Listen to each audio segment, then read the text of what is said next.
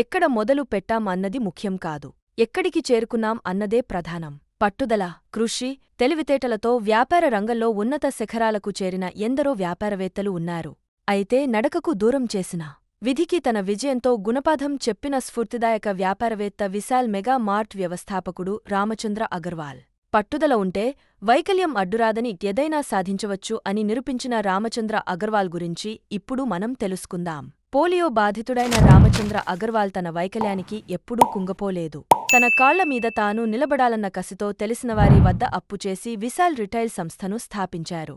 ఆ వ్యాపారంలో విజయం సాధించి క్రమంగా విశాల్ రిటైల్స్ను విశాల్ మెగా మార్ట్గా మార్చారు.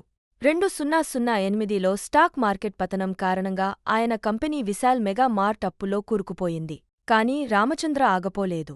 మరోసారి విధి కొట్టిన దెబ్బను తట్టుకుని ముందుకు సాగ వీరెండు రిటైల్ సంస్థను స్థాపించారు. ప్రస్తుతం ఇది దేశంలో వేగంగా అభివృద్ధి చెందుతున్న రిటైల్ కంపెనీలలో ఒకటిగా ఉంది.